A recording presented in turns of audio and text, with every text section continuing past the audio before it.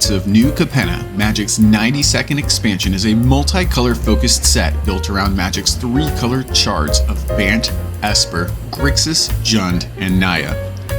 Flavored against an early 20th century backdrop of organized crime and gangster society, this top-down Art Deco-inspired set reimagines the shard color pie through the lens of 5 rival factions: the Brokers, Obscura, Maestros, Riveteers, and Cabaretti, each with their own unique mechanics and flavor. Streets of New Capenna is filled with gorgeous art taken in a direction never before seen in a Magic expansion, and there are some treasures lying inside that may fit nicely in a vintage cube environment. Here are my top 5 vintage cube cards from Streets of New Capenna. Number 5. The Shard Triome Lands. Finishing out the cycle of Triome lands released in Ikoria, the Shard or Family Triomes allow additional and flexible fetchable fixing in a vintage cube environment. While entering the battlefield tapped is a downside, the ability to cycle for 3 generic mana provides a small cushion against mana flood late in the game. I expect this cycle to be added to a lot of vintage cube environments. Number 4. An offer you can't refuse. This is Magic's first 1-mana unconditional non-creature counterspell. Many vintage cubes run Spell Pierce, and an offer you can't refuse provides utility later in the game when Spell Pierce is likely a dead card. The downside of this card is it both ramps, fixes, and creates artifacts for your opponent. However, the flexibility and versatility to unconditionally counter a non-creature spell in the vintage cube environment at 1 mana may be worth it. Number 3. Professional Facebreaker. Streets of New Capenna has a large treasure sub-theme with 22 of 281 cards creating or interacting with treasures.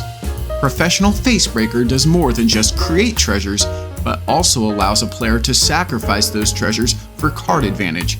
Played before combat in an aggressive-leaning deck, it is likely this card will immediately yield 1 to 2 treasures, followed by a good source of card advantage on subsequent turns. Moreover, because the card states a player may play cards rather than cast cards this turn, this means you may also place lands onto the battlefield using this ability. Professional Facebreaker ramps, fixes, and provides card advantage all on an evasive and easy to cast red creature. Number 2. Tenacious Underdog. A 2-mana, 3-power attacker with no drawbacks is a good rate. As a vanilla creature, this would not make the cut. However, the Blitz ability changes the equation. An opponent is not incentivized to use removal on this card because Tenacious Underdog's Blitz ability can be used to return it to the battlefield. As such, this card represents a repetitive source of damage for environments that include black aggro. And, while slightly cumbersome, the Blitz ability allows a player to draw deeper into their deck, netting a card each time the Blitz is activated. This means that even as a top deck later in the game, Tenacious Underdog has value. Number 1. Scheming Fence. Wow, there's a lot of power in this little Azorius 2-drop. With some minor differences, Scheming Fence essentially combines the abilities of Phyrexian Revoker with Dak Faden's Steel Downtick for almost any permanent. Scheming Fence allows you to turn off troublesome cards from your opponent, whether they be artifact ramp, enchantments, or utility creatures, and then gives those unique abilities to you. While this card cannot gain loyalty abilities of planeswalkers it targets, it still allows you to neutralize troublesome planeswalkers on your opponent's board. This guy is not getting elked. And at 3 toughness, the Scheming Fence has some additional staying power. I'm really looking forward to adding this human citizen to my own powered vintage environment.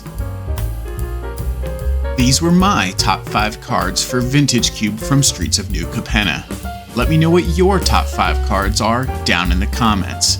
As always, thanks for hanging, thanks for chilling with me here, and I'll see you next time.